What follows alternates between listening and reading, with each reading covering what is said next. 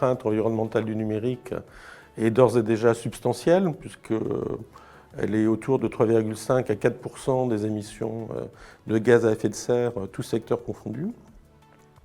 Et surtout, cette empreinte est en croissance forte, puisqu'elle est de l'ordre de 5 à 6% par an, ce qui veut dire qu'en 10 ans, elle double. Elle résulte de deux dynamiques qui se combattent l'une l'autre.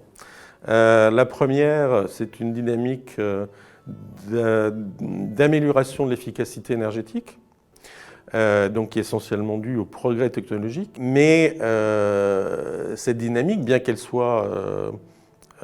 elle demeure toujours très forte, est en fait pas suffisante pour contrebalancer une autre dynamique qui est relative à la croissance des usages numériques. Et en fait, cette dynamique des usages, depuis une dizaine d'années, elle supplante la dynamique de progrès technologique. La situation d'aujourd'hui résulte d'interactions systémiques. Et donc, pour avoir une action efficace, il faut également avoir une action systémique, c'est-à-dire qu'il va falloir agir sur l'ensemble en fait, des éléments, des acteurs qui sont impliqués dans ce système. Et donc, ça va être vrai aussi bien du côté de l'offre que de la demande, que de l'ensemble des règles ou des lois qui vont réguler l'interaction entre l'offre et la demande. D'une part, pour créer cet univers virtuel, on va utiliser énormément d'énergie.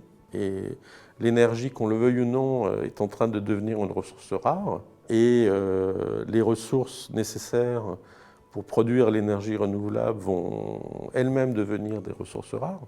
Et quelque part, on est en train de dupliquer finalement un certain nombre de choses. Et notre priorité devrait être de se dire comment je repense en fait mon interaction avec le monde physique, qu'il soit vivant ou pas,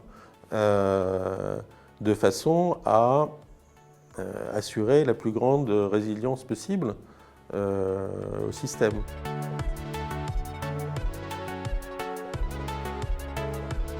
L'action la plus efficace aujourd'hui, c'est d'essayer de conserver son smartphone, son ordinateur, le plus longtemps possible. La deuxième chose, c'est de bien s'interroger sur l'utilité des équipements numériques supplémentaires qui leur sont proposés. Est-ce qu'une serrure connectée va être aussi utile que les fabricants le disent, surtout s'il y a plus d'électricité?